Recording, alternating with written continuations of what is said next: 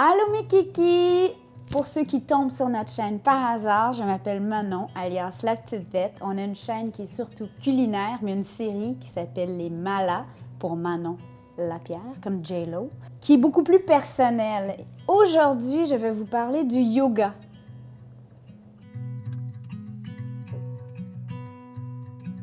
J'ai fait un sondage il n'y a pas longtemps sur Facebook pour savoir si la belle famille La Petite Bête s'ennuyait des malas, premièrement, et quel sujet de malas serait intéressant. Et à ma grande surprise, le yoga est revenu à plusieurs reprises, yoga, méditation. C'est vrai que j'avais touché le sujet auparavant dans d'autres vidéos, mais je n'ai jamais dédié une vidéo à ma pratique du yoga. Alors, c'est aujourd'hui que ça se passe. Le yoga, c'est très à la mode aujourd'hui. Il y a tellement de gens qui en font. Il y a des studios à tous les coins de rue. Il y a des classes en ligne, des livres partout. Multitude de retraites et de vacances de yoga. Mais moi, quand j'ai commencé, on était en 2001. 2001 quand même, ça ne me rajeunit pas. Ça fait 17 ans donc que j'ai mis mon premier pied dans l'univers du yoga. On doit retourner vraiment en arrière et à ce moment-là, je vivais une mauvaise passe, honnêtement. Je sais que j'ai toujours l'air de bonne humeur, etc. Mais oui, moi aussi, parfois, j'ai des mauvaises passes.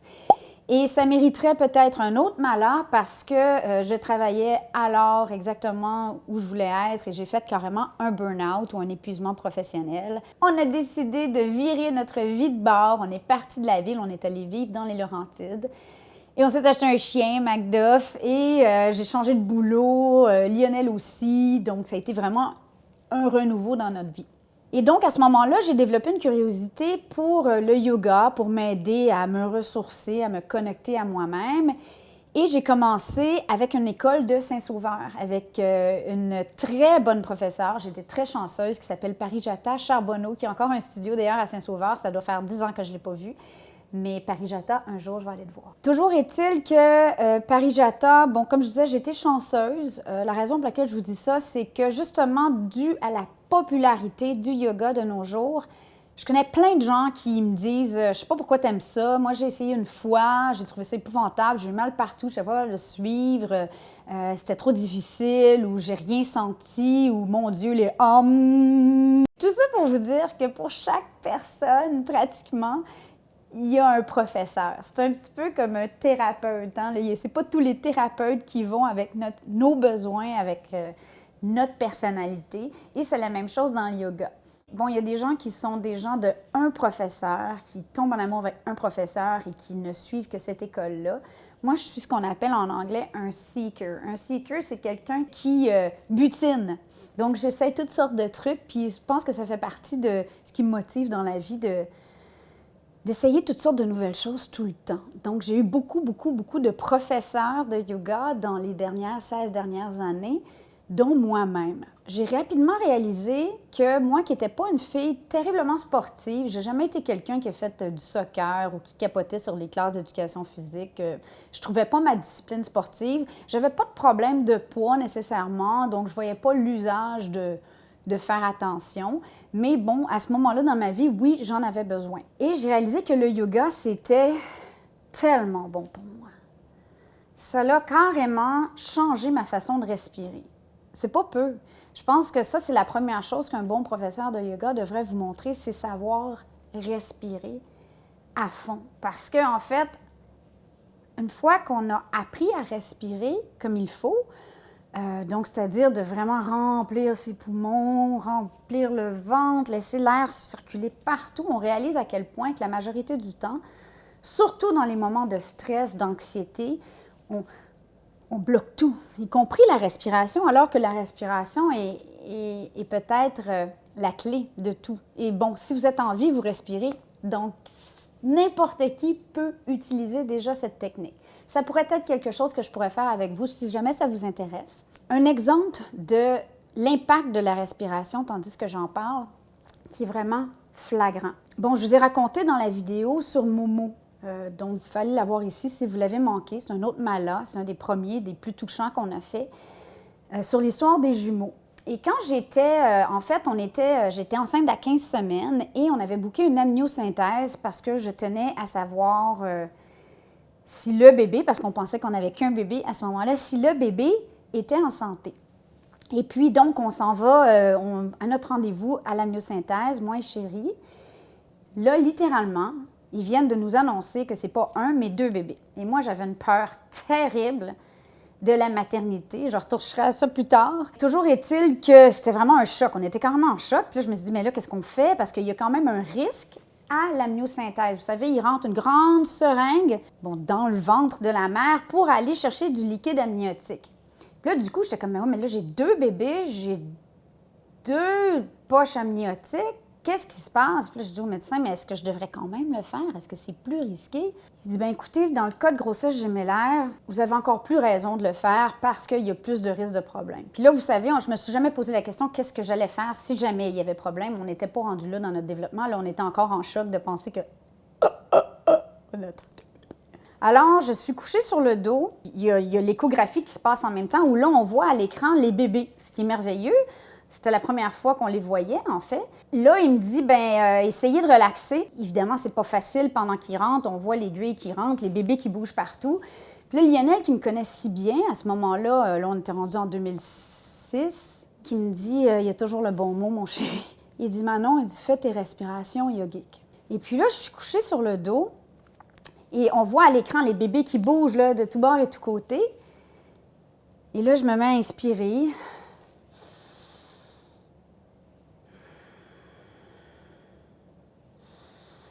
Je suis nerveuse, là. J'expire, puis là, on prend des grandes inspirations, des encore plus longues expirations. Et en même temps, moi, je ne regarde plus l'écran, mais Lionel, lui, regarde l'écran. Et à ce moment-là, les bébés qui étaient tout excités, qui bougeaient à gauche et à droite dans l'échographie, se sont arrêtés. Comme quoi ça calme. J'ai la preuve, j'ai pas eu besoin de faire une résonance magnétique ou d'avoir un neurologue pour me le dire. Moi, je l'ai vu. En fait, moi, je l'ai pas vu parce que j'étais en train de respirer, mais Chéri, lui, il l'a vu clairement. Et ça, c'est l'impact profond de savoir respirer qui est à la base de la discipline du yoga. 2001. Je commence donc à faire une pratique de yoga au moins 2-3 fois par semaine à l'aide de cette professeure qui me fait le plus grand bien. Puis je réalise rapidement à quel point je deviens forte, à quel point je deviens ouverte. Je n'avais jamais réalisé, on dit en yoga souvent ouvrir le cœur. Puis vous savez, on est à l'ordinateur à longueur de journée, les épaules crispées, les bras sur l'ordinateur, les dents serrées, mais on s'en rend pas compte qu'il n'y a pas une voix en arrière pour nous dire, il y a notre mère quand on est plus jeune qui nous dit, ton dos, tiens-toi droite. On dirait qu'on n'a pas conscience de ce qui se passe dans notre corps. Il y a même, je vous mettrai au défi de vous fermer les yeux après cette vidéo pendant 5 minutes et de voir si vous êtes capable de sentir votre 4e petit orteil gauche ou votre fesse droite. Ça m'a surpris à quel point il y a tellement de gens qui, en fait, sont tellement déconnectés de leur propre corps qu'ils ne sont pas capables de faire ça. C'est une question d'être connecté de l'intérieur. C'est sûr que c'est comme c'est tout dans notre tête que ça se passe, de se dire, mon Dieu, je le sens-tu pas, mon orteil, il est-tu là, il est-tu pas là, mais ça fait partie de cette pratique-là. Toujours est-il que, donc, après ça, j'ai commencé, il y avait un ashram pas loin de la maison, on était dans les Laurentides, donc l'ashram Shivananda à Valmorin, où là, c'est un endroit extraordinaire, surtout l'été, parce qu'en fait, c'est vraiment, ils offrent de l'enseignement pour devenir professeur de yoga, et ils reçoivent des professeurs de partout dans le monde, des étudiants de partout dans le monde. On a l'impression d'être sur une autre planète. C'est vraiment merveilleux. Et on fait du yoga dehors, sur des grandes plateformes. Oh! C'est un yoga qui est quand même très strict, qui est très physique, en tout cas moi je trouvais, et en même temps les yeux complètement fermés, grande introspection. Ça a été mon 2e type de pratique, j'ai fait ça longtemps. Et j'ai essayé le Bikram et le yoga chaud dans ces années-là. Le Bikram, j'étais en choc total. Pour moi, c'était comme l'armée du yoga. C'était à l'opposé de tout ce que j'aimais du yoga, qui était d'être connectée à moi-même. Je rentre dans la classe, puis la professeure me dit « Ouvre tes yeux! Regarde-toi dans le miroir! C'est important! On se tient droit! » Puis j'ai comme « Mon Dieu! » Bon, peut-être que c'est pour vous, c'était pas pour moi.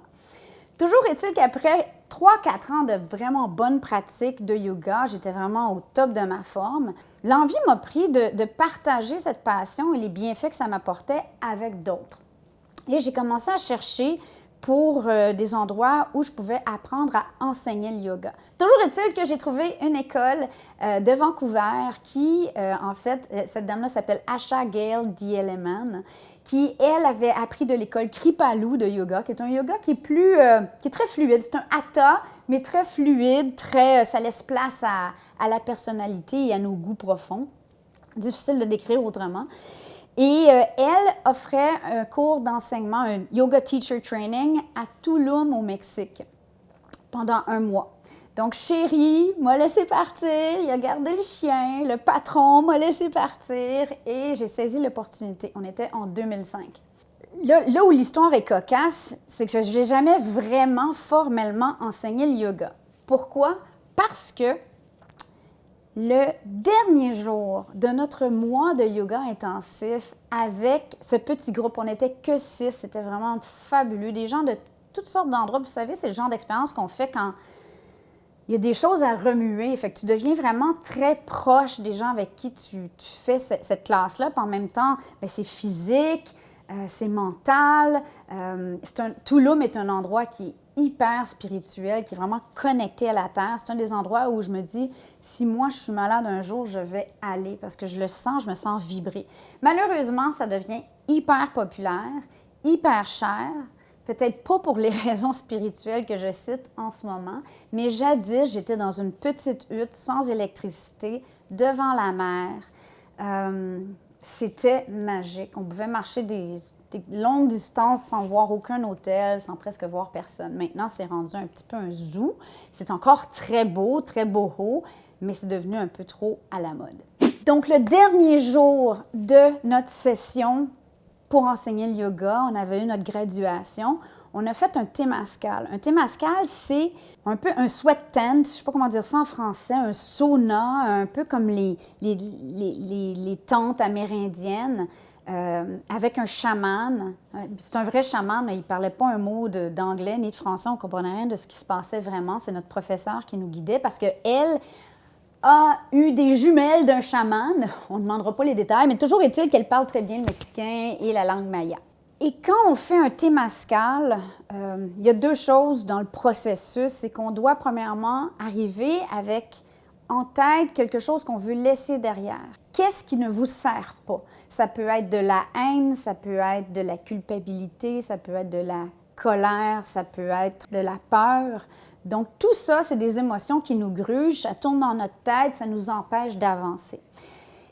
Il fallait aussi avoir une intention sur ce que on voulait recevoir de cette expérience. Ça faisait 10 ans ou à peu près que j'étais avec Chéri et on avait beaucoup voyagé, on avait beaucoup évalué et ce que j'ai demandé, c'était le courage de devenir mère. Parce que, comme je disais plus tôt, en fait, j'avais vraiment... j'étais pas certaine que la maternité, c'était pour moi. Chéri, lui, était très... c'est comme tu veux, Chéri, moi, peu importe. Et moi, du coup, je me disais, bien, est-ce que je veux pas? Ça va être toute ma faute. C'est une décision que je trouvais énorme. Donc, ce que j'ai demandé en rentrant dans le temazcal était le courage de devenir mère. Eh bien, mesdames et messieurs, je vous dirais de faire très attention à ce que vous demandez si jamais vous rencontrez un chaman, parce que j'ai été servie 3 mois plus tard avec une grossesse de jumeaux. Et j'ai eu le courage de le faire, Chéri aussi, et il y a 0 regret. Donc, c'est pour ça que j'ai jamais enseigné le yoga. Depuis ce temps, j'ai une relation qui est on and off the mat en anglais, donc dessus et dehors du tapis. Une de mes professeurs, justement, m'avait dit quelque chose qui m'avait touchée profondément, qui, à un moment donné, je me sentais coupable parce que pendant 3-4 mois, je n'avais pas fait de yoga. Et là, quand j'étais retournée en classe, je lui avais dit, je me sens tellement mal, je sais que j'en ai besoin, je sais que c'est bon pour moi, mais j'étais trop occupée, puis j'ai pas pris le temps. Puis elle a dit, tu sais quoi? Elle a dit, c'est pas mauvais de prendre du recul. Et elle avait bien raison. Ça m'a beaucoup déculpabilisée depuis ce temps-là. Évidemment, quand elle est enceinte, j'ai été mise en arrêt forcé à mi-terme. Donc, il n'était pas question que je fasse du yoga. Je ne pouvais même pas descendre un escalier. Là, on était loin. Et après ça, avec les bébés, ça n'avait pas de temps. Pour faire du yoga. Il y a toujours du temps, mais honnêtement, on avait d'autres priorités. Donc maintenant, ma pratique du yoga continue à être celle d'un seeker. Je continue à avoir plusieurs professeurs. Mes grandes sources d'inspiration, j'ai Nicole Bordelot, qui est très connue au Québec, qui est une professeure extraordinaire. Quand on regarde Nicole dans les yeux, on voit tout. On voit le Dalai Lama, on voit la bonté de l'univers, on voit que tout est possible. On voit dans ses yeux l'amour qu'on devrait avoir pour soi-même. J'ai un studio à Montréal, Wanderlust, que j'aime beaucoup. C'est toujours du yoga en musique. J'aime beaucoup aller là. En fait, le gros de ma pratique, le bénéfice d'avoir appris à enseigner, c'est que je peux faire du yoga toute seule à la maison, qui constitue 90 % de ma pratique probablement. Heureusement, parce que j'ai pas le temps souvent de me rendre au studio, de faire la classe, de prendre ma douche, de revenir. C'est sûr que les studios ont l'avantage de nous pousser dans des zones où on n'irait pas nécessairement. Aussi, un professeur, le rôle d'un bon professeur, c'est de nous aligner, de nous ouvrir, de nous placer. Cela étant dit, je pense que tout cet apprentissage-là, souvent, ça m'arrive des fois d'être dans des classes puis de voir la fille à côté qui est comme... Ma chérie, tu pousses trop, là. C'est pas ça le yoga, là. T'as pas besoin de faire le pretzel. Mais c'est pas ma classe, alors je me la ferme, je dis rien. Des classes où il y a 100 étudiants, ça me rend... Tu sais, je trouve ça magnifique, puis en même temps, je trouve ça difficile parce que je me dis, mon Dieu, comment un professeur réussit à toucher tous ces gens-là? Ça dépend de la pratique qu'on a.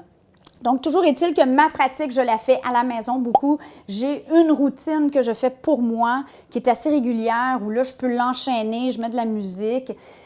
Évidemment, chacun a ses besoins. Moi, je suis très barrée dans le haut du dos. Au niveau du cou, j'ai eu un accident d'auto quand j'étais plus jeune, donc c'est encore un peu raide quand je suis stressée. J'ai les omoplates barrées dans le dos, donc je fais beaucoup de torsions, je fais beaucoup d'ouverture. Et justement, j'ai un petit préjugé pour les classes de yoga en ligne. Il faut faire attention. Je trouve ça merveilleux parce que n'importe qui, n'importe où peut le faire.